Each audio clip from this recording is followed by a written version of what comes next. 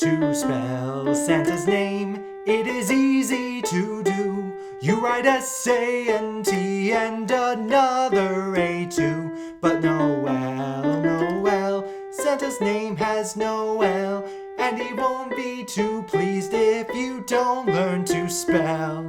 Ha ha ha! Snow. Pain in the butt to drive in, but it sure does make the atmosphere just sing of the spirit of Christmas.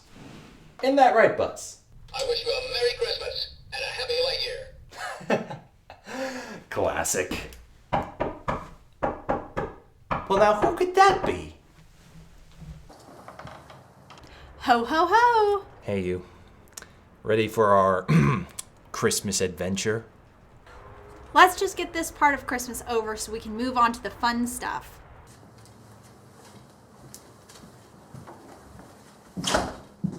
You know what? I've changed my mind. We're not doing Swan Princess Christmas. Actually, people don't need to know more than the front cover of this piece of garbage. It's Christmas time, a time for spreading cheer to our fellow man. Can't we do that this year by talking about something that's worth our time as well as theirs? Well, misery is the key to comedy, and our comedy brings cheer to people. But you're right. No. I'm feeling the soft, warm, fuzzy approach this That's year. the Christmas spirit I'm talking about. Let's do it. Ladies and gentlemen, we're happy to continue our Swan Princess journey another day. For today, though, we're going to look at a modern Christmas classic, the Santa Claus. Ah!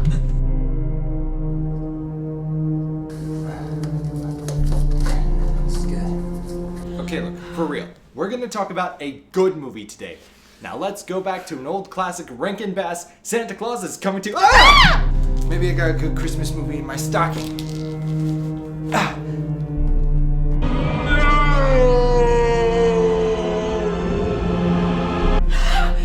It's okay, Steven. We're gonna get some eggnog and some Christmas cookies, and this will all be okay.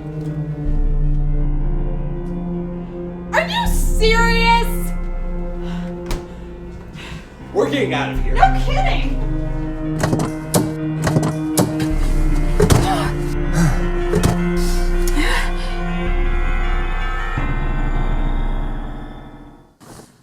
There's no escape. Okay, fine. We're doing it now.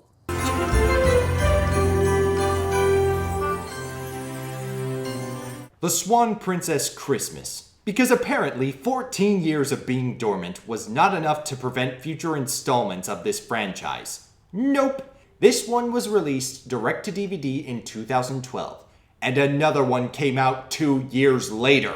What started out as a simple look back at an obscure classic movie from my childhood has become a grueling task that we are burdened to complete.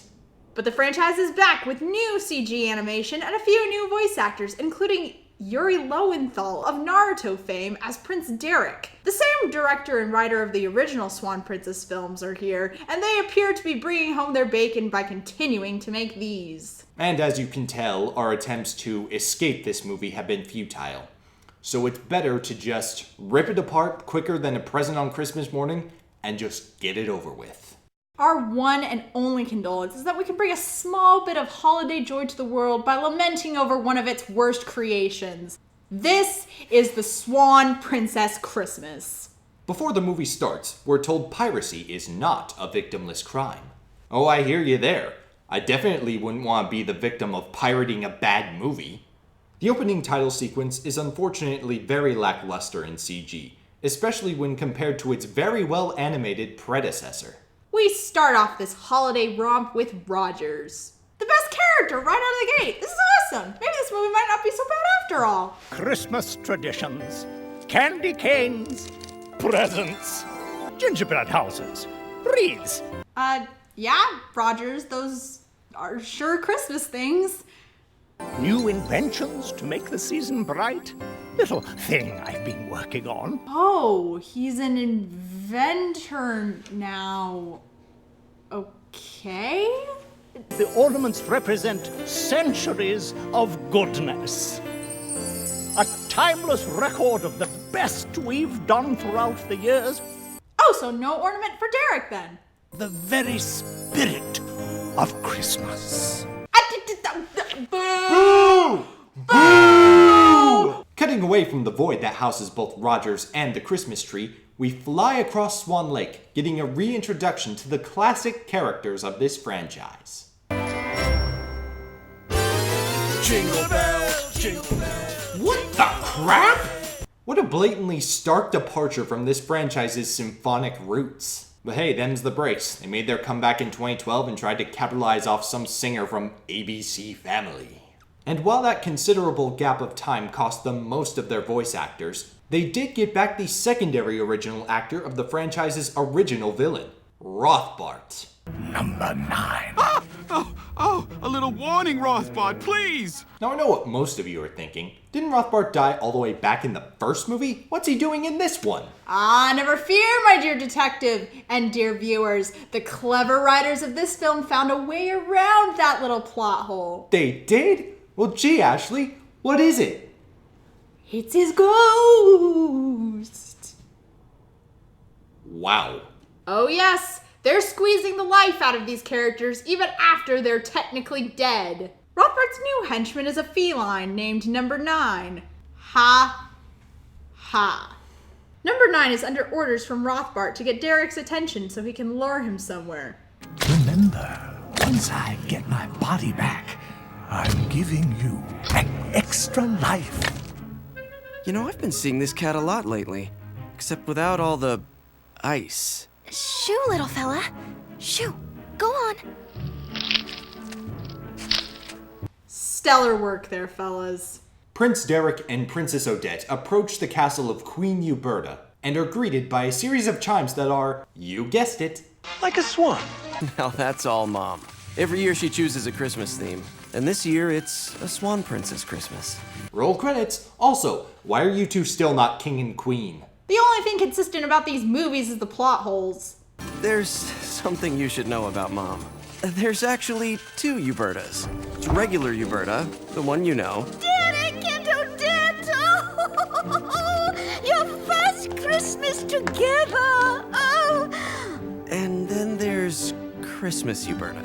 Okay, folks, let's move it. We've got a lot of work to do. She's very focused. So as it was just explained to us very clearly, Uberta's character has not changed in the slightest. It's good to know they're directly acknowledging her schizophrenia, though. Number 9 sneaks into the cellar and finds a suspicious chest. Can you guess who it belongs to? You know what? I'm not even gonna ask where it came from or how it got there, because that would be a waste of my precious brain power. No, don't open it. It can't be you. Derek's the one who sent me out of this life. He's the only one who can let me back in. If it's anyone else, that's it.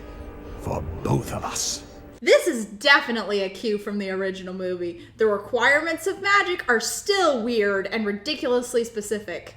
And that's without taking into account the fact that Derek might not be stupid enough to... That's giving him an astronomical amount of undeserved credit. I know. While number 9 tails Derek, Odette joins Christmas Uberta and Rogers for a music rehearsal.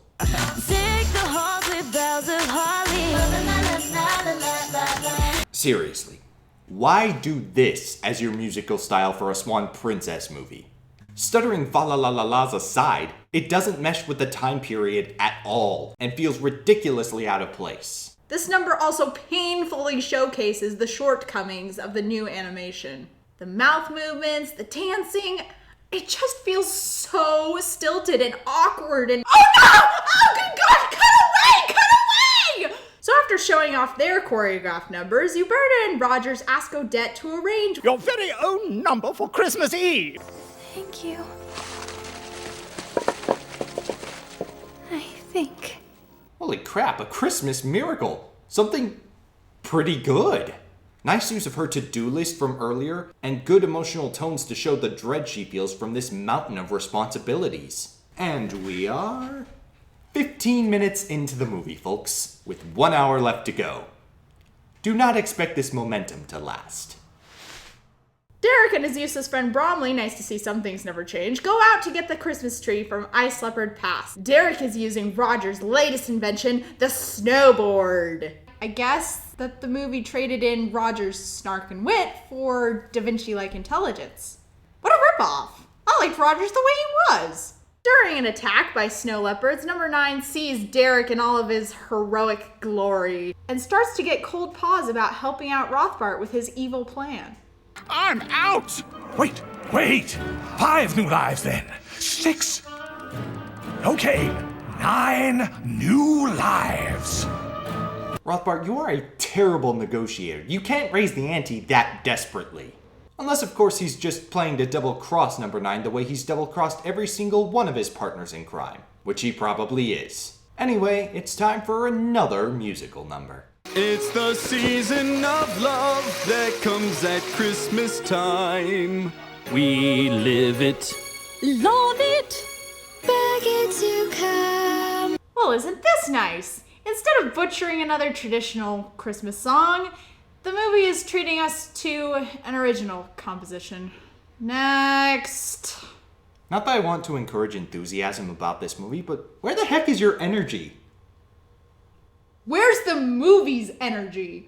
We're talking a lot, but we're only 20 minutes in and nothing is happening. And the next 5 minutes is just as boring. More schmaltzy Christmas stuff, Jean-Bob trying to get a mistletoe kiss that turns him into a prince, a running joke that's dead on arrival at this stage, and the start to the Christmas tree getting stolen, leading to Derek tracking down the cat, opening up the box, leaving with the star, and releasing Rothbart's spirit. Are you serious? Why would Derek open the mystery box that sticks out like a sore thumb from the rest of everything? Did he think number 9 was in there? That would require a cat to turn a key, and Derek isn't that stupid, I think. Did he think that the star was in there? A simple line of dialogue is all it takes to explain these things. Just use it! Welcome back, Ashley. You're still a ghost! Unfortunately for Rothbart, his body didn't come back with him, and his magic is not at the height of its power, because The only thing more powerful than the forbidden arts is the spirit of Christmas. I really wish I was making that up, ladies and gentlemen. Actually, you know what? I don't wish I was making it up. Because it's a sad world we live in where someone has the capacity to make this up and present it to someone else, and that someone else says, yeah, this is going in the movie. This power of Christmas crap is the dumbest plot element this franchise has ever used in one of its movies. And considering its track record, that is saying a lot. But Rothbart came back with a purpose, to destroy the Christmas spirit. He attempts to do so by casting some minor spells to create animosity among the people. I know what you're up to, you baritone napper. And who's had their eyes on my altos? My eyes, but not my ears, because they sound like alley cats. Did that just happen? Now guys, I know you had a production budget of only $3.50, but you might have spared yourself a quarter or two by letting us react to the movie instead of animating your own.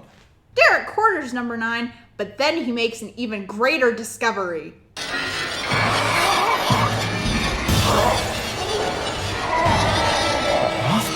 He tells Odette about what he's found, and they come to the most harebrained conclusion possible. The chimes made him visible. They seem to hold him because they represent Christmas. And you. Yes! The power of Christmas compels you, Rothbart. Your mother and Rogers are suddenly fighting about the Christmas Eve party. He's using the forbidden arts to destroy the Christmas spirit. We've got to tell them. No. Why?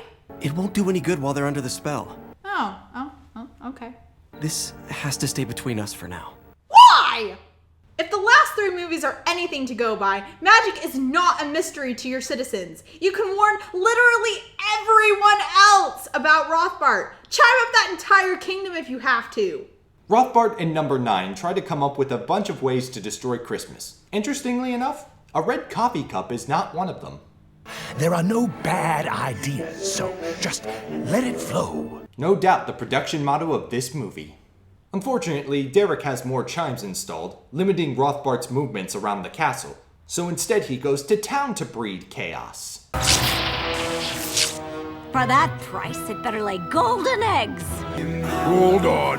Hold it. What's this? You try singing next to Marvin. He's flat as a pancake. It's better than being sharp as a stick. Meanwhile, the fights between Rogers and Uberta are getting increasingly out of control.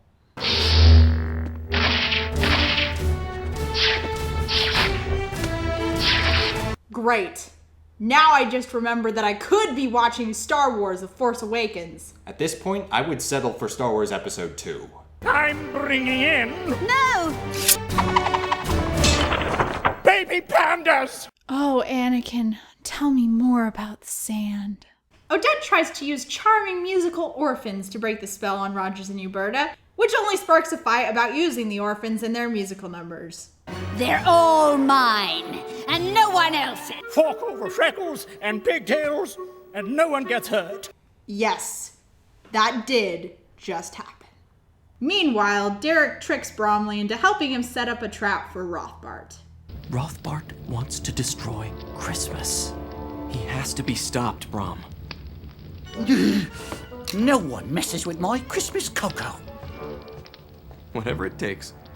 Next scene, please. Number 9 stages a strike unless Rothbart gives him a new life.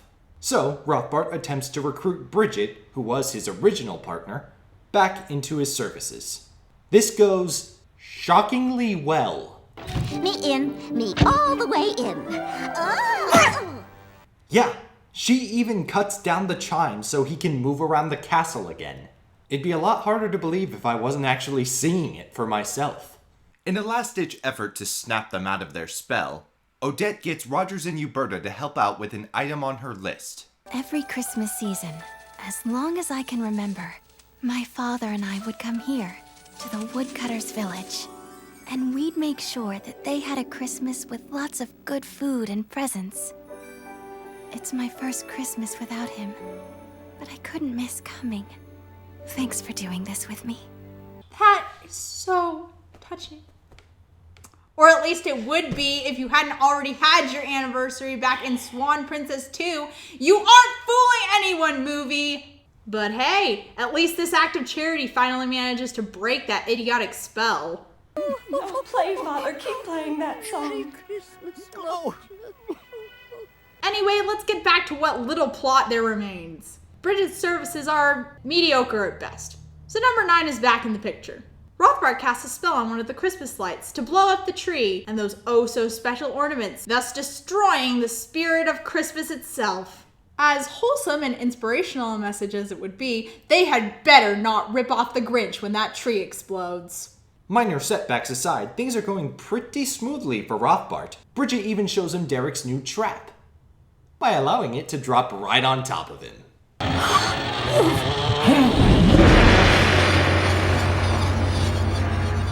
You make a pretty good spy, Bridget. I mean, I knew this movie was stupid, but by God, they drew a line. Sense and continuity! Hallelujah! And now the tree ceremony is upon them. After a couple of musical numbers... Joy to the world! Oh, I'm sorry. I obviously meant overly processed ear poison. An attempt is made to stop the tree from getting lit up. 7, 6, 5! The boom! Get the boom! You're not going to believe this! 2! Ready! Basic yet perfectly adequate tension. That's 2 good moments for you, movie. Well done. Anyway, it doesn't work.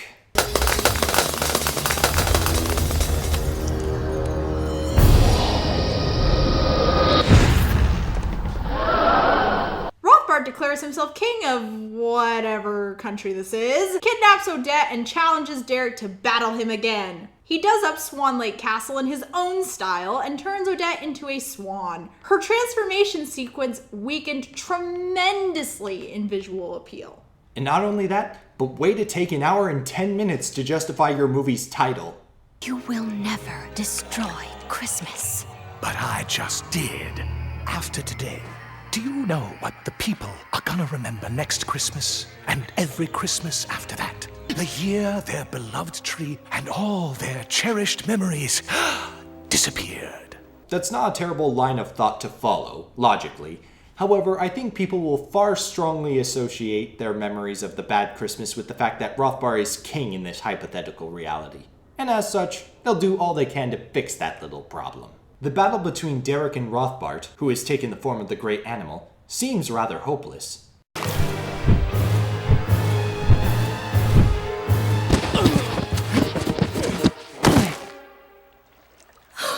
Derek! So what kind of resolution will this movie pull out? Pictures tell a story of two hearts full of love. It's the season of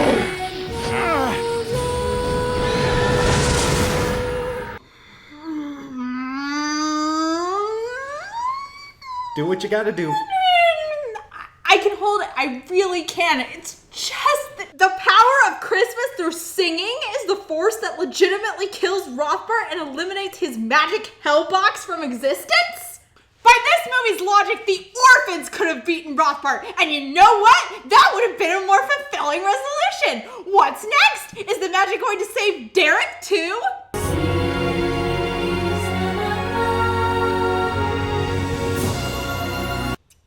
Okay, fine, but it's not going to bring back the tree and the ornaments, is it? That would just be too far-fetched and ridiculous. Okay,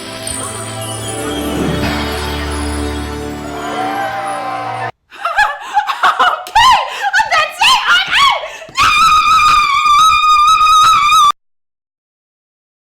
No!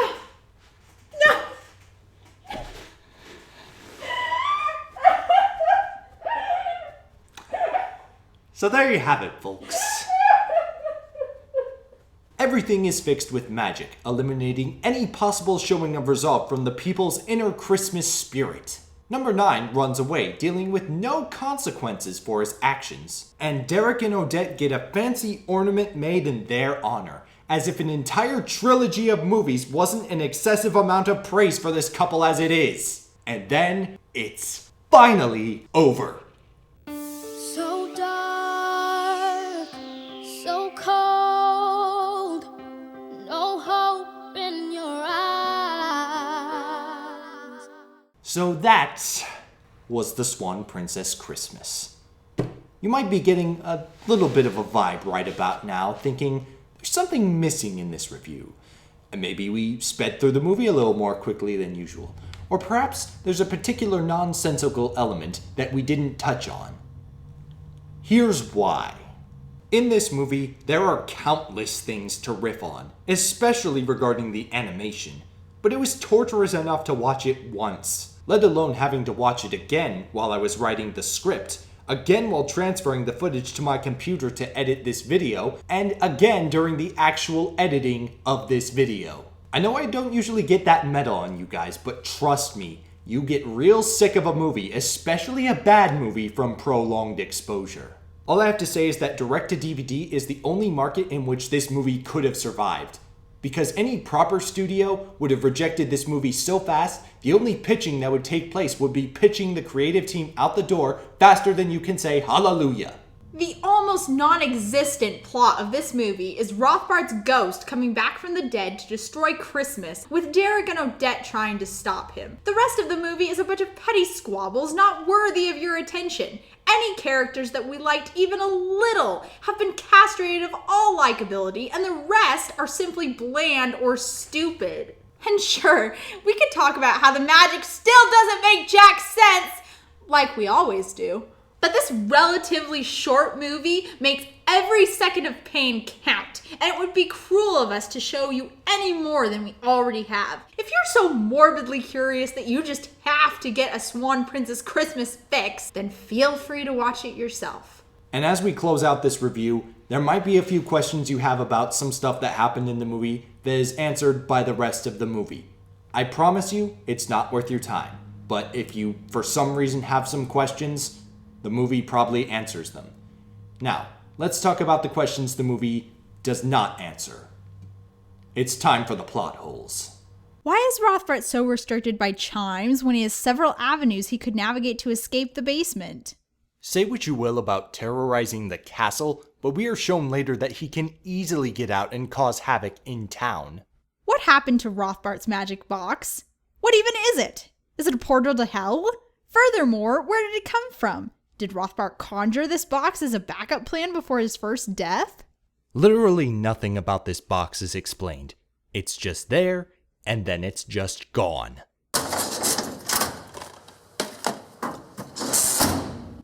I can finally see the light at the end of the tunnel. One more of these things, and our quest will be over. Remind me again why we subject ourselves to this. You mean apart from a stubborn resolve to finish what we started? Well, these movies do suck. A lot. And they make us fear for humanity every second we spend watching them. But the way I see it, it makes us appreciate all the things in the world that are good all the more. Plus, the fans seem to really like them. Merry Christmas, you guys. Aww.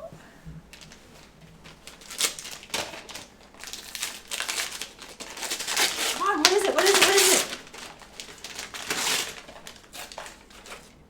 Ah. Uh-huh. Well, thank you, Kristen. And Merry Christmas to you too.